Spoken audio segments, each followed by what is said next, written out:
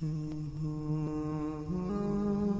الله الرحمن الرحيم. الحمد لله والصلاة والسلام على رسول الله.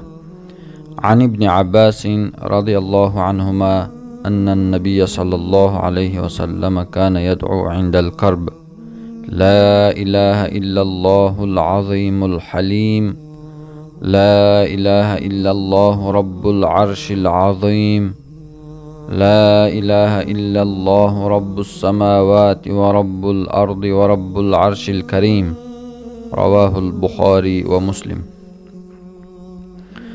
از عبدالله پسر عباس الله تعالی از ایشان راضی باد گفتند رسول اکرم علیه السلام هنگامی که یک مشقت، یک وزنینی، یک سختی، یک غم و اندوه بالایشان می آمد این دعا را می خواندند: لا اله الا الله العظیم الحلیم، نیست اله لایق عبادت و پرستش مگر الله جل جلاله، صاحب عظمت و بزرگی است و حلیم است.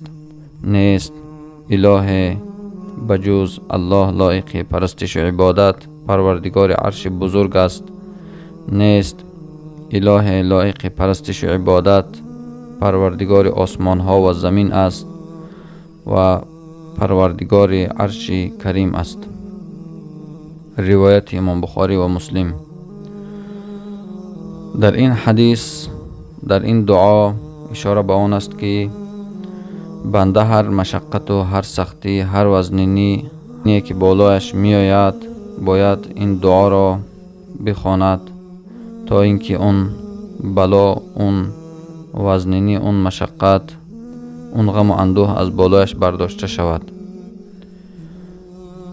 هر مشقت و وزنینی، هر غم و اندوه بالای مؤمن می آید، این به سبب سستی در طاعت و عبادت الله و دست زدن به یگان گناه و خطای انجام می شود و برداشته شدن اون بلا و اون غم و درد و رنج، اندوه، سختی فقط به روی آوردن به درگاه الله تعالی می باشد. بنده باید همیشه دست دعا به سوی الله بردارد، به زاری و تضرع، به شکستگی، به سری خم به درگاه الله روی آورده باید از الله مسئلت پرسد تا اینکه بلا و درد و رنج و غم و اندوه و سختی و مشقتی که به بالایش می آید الله از اون بنده بردارد. دعا سبب می شود برای رفع بلا از بالای بنده.